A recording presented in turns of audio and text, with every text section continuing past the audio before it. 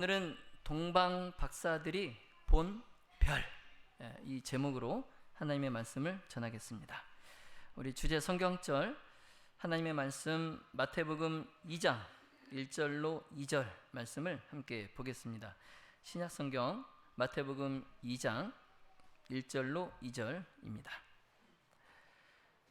헤로다 때에 예수께서 유대 베들레헴에서 나심에 동방으로부터 박사들이 예루살렘에 이르러 말하되 유대인의 왕으로 나신 이가 어디 계시뇨? 우리가 동방에서 그의 별을 보고 그에게 경배하러 왔노라. 아멘. 예수님께서 구주로 나실 때에 우리가 잘 알고 있는 세 사람 누구죠? 동방의 박사들. 그 동방에서 온 박사들이 있었는데 그들은 천문학자이면서 철학자들이었어요. 그래서 화이트 부인께서는 그들에 대해서 이렇게 소개를 합니다. 그들은 명문 출생으로서 그들 나라에서 재물과 지식이 있는 사람들로 매우 유력한 계급에 속한 사람들이었다. 또한 계속해서 이렇게 소개를 합니다. 그들은 천연계 가운데 나타나는 하나님의 섭리의 표적을 연구하고 청량함과 지혜로 사람들로부터 존경을 받던 정직한 사람들이었다. 그러니까 이 예수님께서 구주로 나실 때에 동방에서 온 이 세 박사들이 그냥 평범한 그냥 그저 그런 사람들이 아니고 재물도 있고 또 학식도 있고 또 청렴하고 무엇보다도 사람들에게서 존경을 받는데 그들이 하나님의 섭리의 표적을 천연기를 통해서 연구했다는 거죠. 그러니까 이방 나라의 박사들이었지만 그들이 누구의 존재를 인식하고 있었어요? 조물주, 창조주, 하나님의 존재에 대해서 인식하고 있었다는 거죠. 그러던 어느 날 이 박사들이 별이 총총한 그 밤하늘을 탐구하다가 창조주의 영광을 보게 됩니다. 그래서 그들이 마침 그들의 나라에도 구주가 오실 것을 예언한 그 예언서들이 그들 나라에도 있었기 때문에 구주에 관한 이 기록을 더 정확한 그런 기록을 찾아보고자 구주의 강림에 대해 더 자세하게 기록되어 있는 히브리인들이 보는 성경, 그 성경을 주의 깊게 살펴보았어요. 그러니까 그들 나라에도 이 히브리인들이 보는 성경이 있었던 것 같아요. 그래서 이제 그 성경에서 구주의 강림에 관한 기록을 면밀히 잘 살피다가 이 박사들이 구주의 강림이 가까웠다, 이 사실을 그들이 발견하게 돼요. 그래서 앞으로 이 온 세상이 메시아의 탄생으로 인해서 충만하게 될 것이라는 것을 그들이 깨닫고 굉장히 기뻐합니다. 비록 하나님을 섬기는 사람들이 아니었지만 그 사실로 메시아의 나심을 인하여 굉장히 기뻐해요. 그런데 그날 밤에 정말 밝게 빛나는 한 별이 그들의 머리 위에 하늘에 나타나요. 그날 밤에. 그래서 박사들이 그 별을 보았을 때에 참 신기하게도 그 별이 자신들이 이미 알고 있던 어떤 항성도 아니고 그렇다고 유성도 아니에요. 이게 무슨 말이에요? 별이 아니라는 거예요. 별이 자신들이 알고 있는 별이 아니에요. 그래서 굉장히 이제 호기심을 가지고 참 신기하게 그 별을 쳐다보는데 사실 그 별은 뭐였냐면은 화이트 부인은 그 별을 천사의 무리라고 기록하고 있어요. 천사의 무리, 그 빛나는 광명한 천사들의 무리, 그 무리들을 이제 멀리서 이 땅에서 그 박사들이 보았을 때에 하나의 빛나는 별처럼 보인 거죠. 그래서 이 별을 보고 나서 그 박사들이 철학자들을 찾아가서 의견도 물어보고 그들 나라의 제사장들에게도 의견을 물어보고, 그리고 이제 고대의 그 두루마리 기록들을 살펴보는 중에 그들의 눈에 들어온 것이 뭐냐면 발람의 예언이에요. 발람, 선지자 아시죠? 발람. 그 발람의 예언이 그들 눈에 들어옵니다. 그래서 민수기 24장 17절에 한 별이 야곱에게서 나오며 한 홀이 이스라엘에게서 일어나서. 여러분, 이 한 별과 한 홀이 상징하는 분은 누구실까요? 발람이 예언한 이 한 별과 한 홀은 누굴 상징할까요? 장차 오실 예수 그리스도. 그래서 이 동방의 이 박사들이 이 별을 성경에 약속된 그 분을 예고하기 위해서 하나님께서 나타내신 별이 아닐까, 이런 생각을 했어요. 그러면서 이제 그날 밤에 잠을 자는데 꿈속에서 새로 탄생하신 왕을 찾으러 가라, 이런 지시를 그들이 받아요. 새로 탄생하신 왕을 찾아가라. 그래서 그 다음날 이 이방 나라의 이 박사들이 그 하나님의 지시를 받고 정말 아브라함이 갈 바를 알지 못하고 나갔던 것처럼 그들이 약속된 구주를 찾기 위해서 그들 나라를 떠납니다.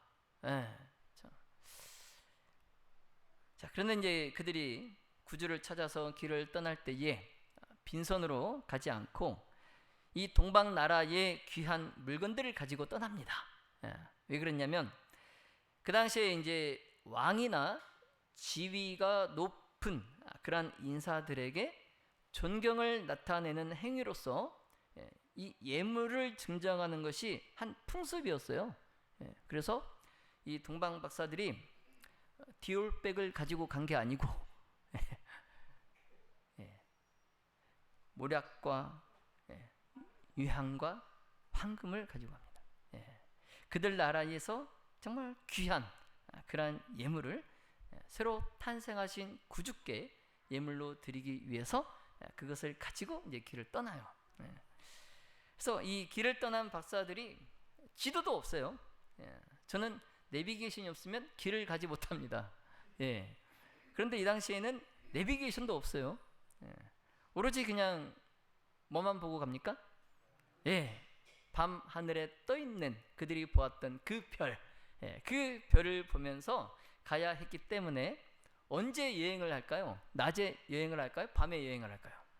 밤에, 한밤중에.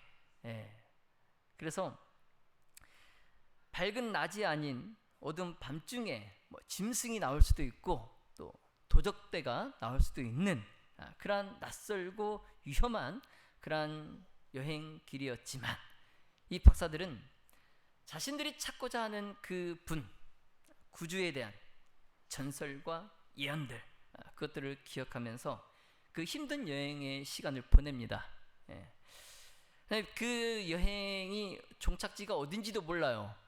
그래서 이 여행이 언제 끝날지도 모르는 그런 긴 여행이었지만 나름대로 그들에게는 즐거운 여행이었어요. 왜냐하면 비록 낮이 아닌 밤중에 외롭고 힘든 그러한 여행이었지만 그들이 외적 표적으로서 밝게 빛나는 그 별을 가지고 그들이 가는 길이기 때문에, 그리고 또 그들을 마음을 감동시키는, 그들을 소망으로 고무시키는 성령의 내적 증거를 그들이 가지고 있었기 때문에 그 한밤중에 하는 여행이라도 지치고 고단해도 그 여행의 그 길, 그 시간이 즐거웠어요. 그래서 이제 박사들이 소망과 기쁨 가운데에 드디어 이스라엘에 도착을 합니다. 시간이 얼마나 걸린지는 모르겠어요. 이스라엘에 도착을 해서 그들이 감람산에서 이제 저 아래 산 아래에 예루살렘을 딱 바라보고 이제 예루살렘으로 내려오고 있는데, 지금까지 그들의 힘들고 긴 여행길을 인도해 왔던 그 별이 하나님의 성전 위에 딱 멈춰 섰다가 얼마 후에 이제 그 별이 사라집니다. 그래서 이제 지금 그들이 생각할 때에 이 이스라엘이 그들의 메시아가 그들 가운데에 탄생한 것으로 인해서 지금 이 나라는 무엇이 열렸을 것이다? 축제가 열렸을 것이다. 그런 이제 생각을 하면서 이제 그들의 마음도 이제 설레는 거예요. 근데 이제 이 동방 박사들의 예상이 빗나가요. 막상 이제 그들이 예루살렘 성에 딱 들어가서 성전으로 갔는데, 굉장히 참 놀랍게도 새로 탄생하신 이 왕에 대하여 그것을 아는 사람이 한 사람도 없는 겁니다. 새 왕이, 그들의 메시아가 탄생했는데 그 사실을 아는 사람이 한 명도 없어요. 그런데 또 그 메시아 탄생에 관해서 사람들에게 물으면 또 사람들이 그 동방 박사들을 조롱 섞인 말로 비웃는 겁니다. 비웃어요. 이게 뭐가 잘못돼도 참 잘못됐다. 좀 이상한 이제 기분이 들면서 이제 성전에 이제 제사장들을 찾아요. 그들이. 그래서 제사장들은 알겠지 하고 이제 제사장들을 찾아가는데, 이 제사장들까지도 이 동방 박사들을 아주 그냥 이방인이라고 하면서 경멸하는 겁니다. 메시아를 찾아온 이 이방 사람들을 경멸해요, 제사장들이. 그런데 여러분, 아까 화이트 부인께서도 이 동방 박사들에 대해서 소개를 했듯이, 이 동방 박사들은 메시아의 출현에 대한 고대의 그 예언들을 연구하고 이 외적인 표적으로 그들에게 나타난 그 별, 그 한 별을 의지한 채 그들 나라를 떠나서 이 먼 곳까지 메시아의 탄생의 그 기쁨의 소망을 안고 이곳 이스라엘을 찾아왔는데, 이 동방 박사들은 우상 숭배자들이 아니었어요. 하나님의 섭리를 깨달은 사람들이었다고 했죠. 그리고 하나님께서 보실 때에 적어도 이 동방 박사들은 그들을 이방인이라고 경멸하는 제사장들보다 도덕적으로, 영적으로 훨씬 더 나은 사람들이었어요, 하나님 보시기에. 그럼에도 불구하고 제사장들은 그 동방 박사들을 그냥 이방인으로 취급하고 그들을 그냥 경멸하고 무시하는 겁니다. 그래서 이제 한밤중에 이 예루살렘에 메시아가 탄생했다는 소식이 싹 퍼져요. 그래서 그 소식이 누구의 귀까지 들어갈까요? 그때 헤롯 왕 귀까지 들어갑니다. 그래서 이 간교한 헤롯 왕, 이 헤롯 왕이 이제 에돔 사람인데, 메시아가 나셨다는 그 소식을 듣고 이 헤롯 왕은 혹시 자기 정치적 경쟁자가 태어난 건 아닌가 하고 이제 신경을 곤두 세웁니다. 왜냐하면 이제 헤롯은 이 왕위를 획득하기 위해서 유대인이 아니었기 때문에 수많은 사람들의 피를 흘렸어요. 정말 많은 사람들의 목숨을 빼앗고 지금 왕위에 오른 것이거든요. 그래서 유대인이 아닌 에돔 사람, 이방인의 혈통을 가진 헤롯, 그가 이 유대인들로부터 비록 왕위에는 있지만 존경을 받지를 못해요. 지지도 받지 못하고 있어요. 그냥 호수아비 왕이에요. 그래서 헤롯이 의지할 때는 로마밖에 없어요. 로마밖에는. 그래서 이 예루살렘에 유대인의 왕이 나셨다, 이 소식을 이제 헤롯이 딱 들었을 때에 그가 이제 유대인인 것을 통해서 자기보다 더 높은 권위를 갖지는 않을까, 이제 이렇게 불안하게 생각을 하는 거죠. 그래서 이 헤롯이 제사장들과 그 낯선 동방에서 온 그 박사들과 그들이 서로 음모를 하여서 폭동을 일으켜 가지고 자기를 폐위시키고 새로 태어나신 유대인의 왕을 왕 위에 앉히지는 않을까, 이제 이런 생각을 하는 겁니다. 예. 그래서 이제 헤롯이 참 간계를 씁니다. 예, 간계를 써요. 그래서 제사장들이 혹시 모를 갖고 있을 음모를 미리 좌절시키기 위해서 제사장들을 자기 앞으로 불러가지고 이 메시아의 탄생하실 그 장소에 대해서 물어요. 메시아가 유대인의 왕이 나셨다는데 그곳이 어디냐 물어요. 예. 물어서 어떻게 하려고요? 예. 알아서 어떻게 하려고요? 가서 이제 죽이겠죠. 그런데 제사장들이 그 헤롯 왕에게 이 메시아가 탄생하신 장소를 알려줄까요? 안 알려줄까요? 예? 안 알려줘요. 안 알려주는데 이 메시아를 지키기 위해서 안 알려주는 게 아니라 참 재밌는 게 기분이 나빠서 안 알려줘요. 기분이 나빠서. 왜냐하면 지금 이 이방에서 온 그 사람들이, 이 이방인들이 지금 제사장들에게 먼저 메시아가 어디서 나셨느냐 물었잖아요. 그렇죠? 그래서 이제 기분이 나빴는데 이제 또 헤롯 왕이 또 불러가지고 또 자기들에게 메시아가 탄생하신 장소가 어디냐고 물으니까 기분이 굉장히 상한 거예요. 왜냐하면 그들은 이 메시아를 고대했어요, 안 했어요? 고대하지 않았어요. 그렇죠? 예. 그런데 메시아가 나셨다고 하니까 부인하고 싶은 거죠. 메시아의 탄생에 대해서. 예. 그런데 헤롯이 이 제사장들이 안 알려주니까 야, 이놈들이 진짜 음모를 꾸미고 있나 보다. 안 되겠다 해가지고 더 이제 무섭게 왕의 권위를 내세워서 더 무섭게 이제 말하라, 이제 이렇게 다그칩니다. 그러니까 이제 그때서야 이제 이 제사장들이 마지못해서 무서워가지고 무서워서 베들레헴입니다 그런 거예요. 어디라고요? 예, 베들레헴입니다. 예. 그러니까 이제 헤롯이 제사장들, 서기관들을 다 돌려보내고 이제 누구를 부를까요? 예, 동방 박사들을 불러요. 몰래. 예, 동방 박사들을 불러가지고 자기 그 화난 감정을 감춰요. 예, 화난 감정을 싹 감추고 태어난 척, 그러면서 메시아의 탄생을 굉장히 그들처럼 반기는 것처럼 연기를 하면서 이 동방 박사들에게 야, 메시아의 탄생 나도 환영한다. 나도 환영한다. 근데 너희가 속히 그 베들레헴에서 나셨다고 하니까 너희가 속히 가가지고 그리스도 메시아를 발견하거든 나에게도 좀 일러줘라. 나도 가서 그에게 경배하고 싶다. 그러는 거죠.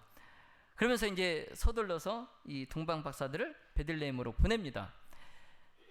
그래서 이제 헤롯의 명령에 이 동방 박사들이 다시 구주의 탄생지를 향해서 예루살렘을 떠나는데, 그때 그들이 예루살렘 성문을 나설 때에 하나님의 성전에서 멈췄다가 사라졌던 그 별이 다시 나타나서 이 박사들을 베들레헴으로 인도해요.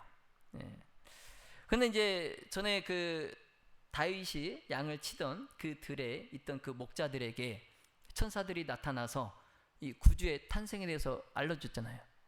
그러면서 이 목자들이 그곳에 갔을 때에 구주를 알아볼 수 있는 표적을 일러주었죠.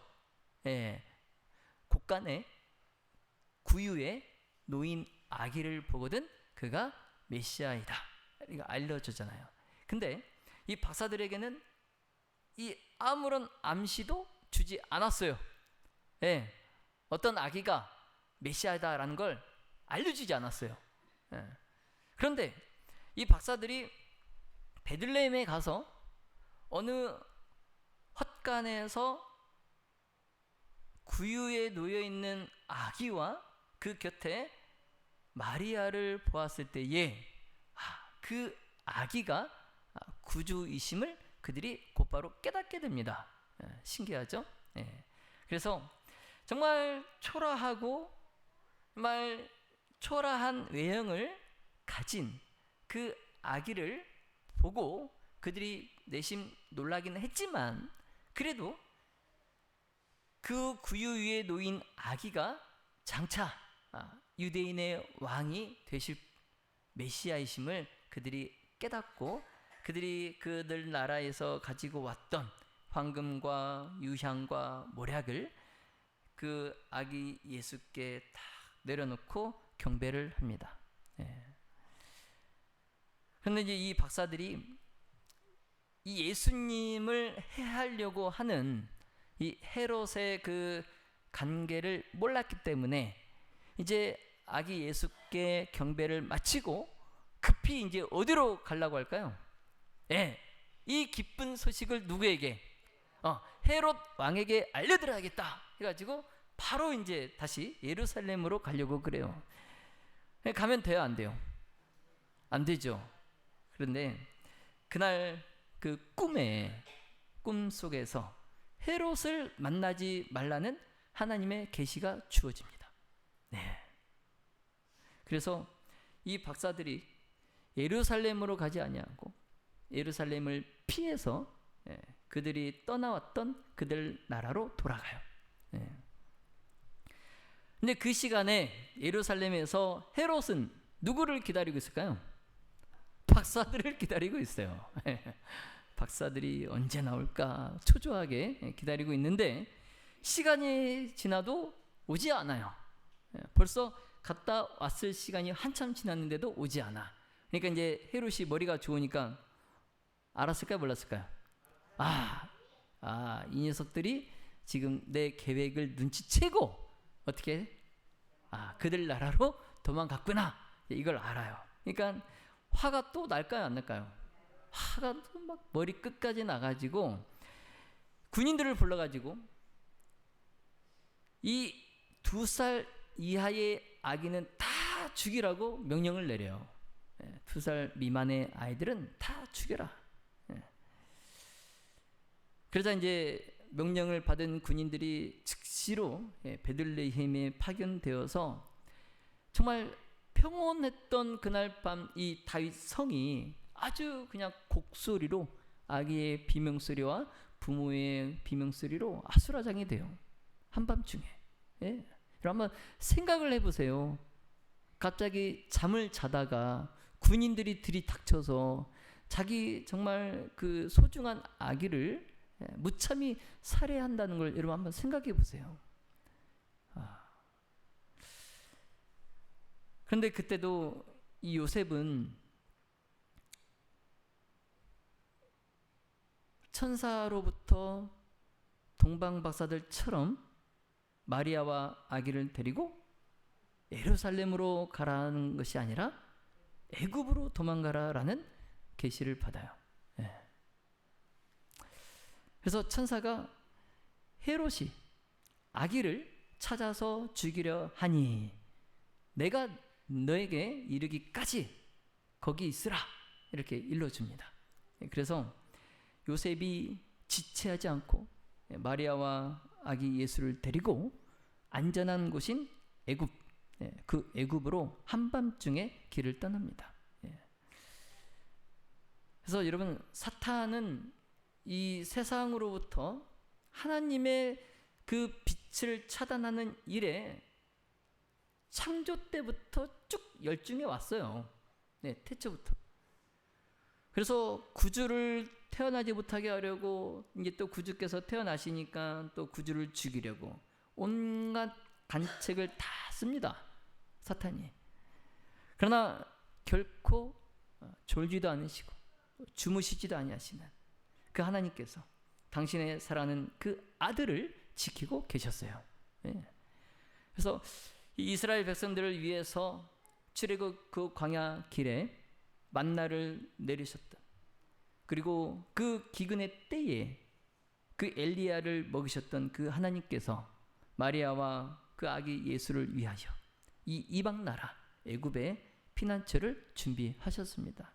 또 놀라운 것은 하나님께서 그 동방 박사들이 가져온 그 예물을 통해서 요셉이 애굽으로 이동하고 또 애굽에서 은신처를 찾고 그곳에서 기거하는 동안에 필요되는 그런 경비들을 사용할 수 있는 그 예물을 통해서 그 재정까지 마련해 주셨다는 거예요. 네. 참 시간이 흘러서 이제 그 무서웠던 헤롯이 죽어요. 네. 그래서 이제 그때까지 애굽에 머물러 있던 이 요셉이 하나님의 천사에게서 이스라엘 땅으로 돌아가라라는 지시를 이제 받게 됩니다.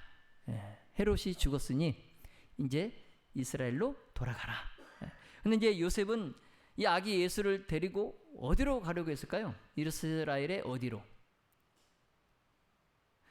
지금 요셉은 예수께서 다윗의 위를 계승할 자로 펴나신 사실을 알아요. 그렇죠? 그러면 이 유대인의 왕이 계셔야 될 곳은 어디입니까? 이스라엘의 수도인 어디예요? 예루살렘이죠. 그래서 요셉이 아기 예수를 데리고 예루살렘으로 가려고 그랬어요. 그런데 그래서 예루살렘의 그 베들레헴으로 가려고 했는데 이 헤롯의 아들인 아켈라오가 이제 헤롯을 이어서 이스라엘을 통치한다는 그 소식을 들었습니다.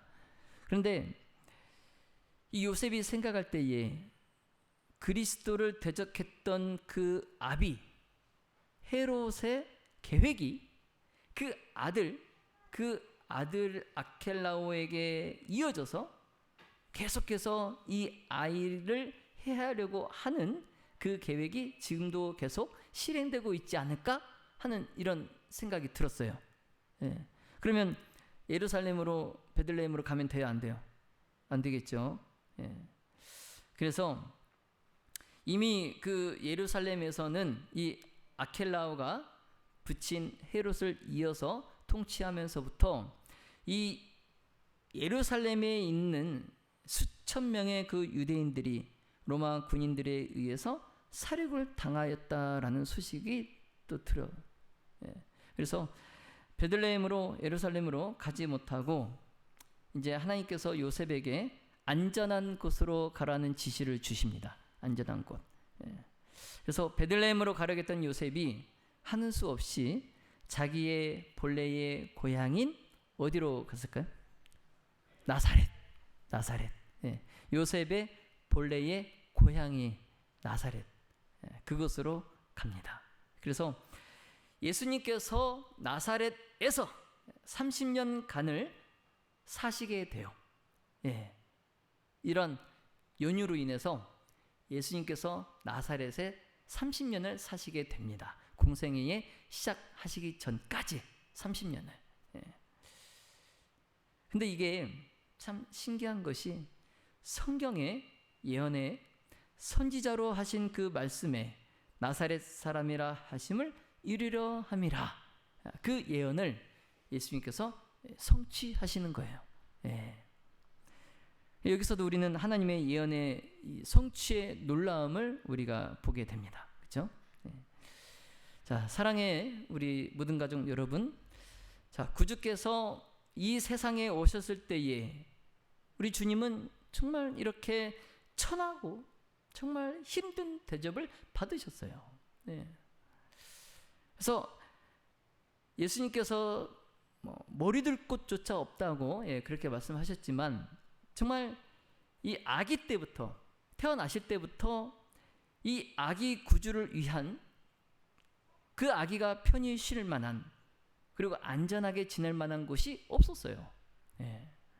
자, 그러나 인류의 구원을 위하여 우리 예수님께서는 지상에서의 당신의 사명, 죄진 인류를 구원하시고자 하는 당신의 그 사명을 마치시고 또 이제 구원하러 오신 그 사람들, 그들의 손에 돌아가시기까지, 그들을 구원하러 오셨지만 그들의 손에 예수님께서 돌아가셔요. 그래서 그들의 손에 돌아가시기까지 예수님께서는 하나님의 말씀에 순종하셨습니다. 순종하셨어요. 자, 여러분, 우리 또한 정말 이 예수님처럼 하나님의 말씀에 죽기까지 우리가 순종함으로 예수님께서 이미 이루신 그 구원을 우리가 성취하여서 하나님의 기쁨이 되시기를 예수님의 이름으로 축원하며 말씀을 마치겠습니다. 네.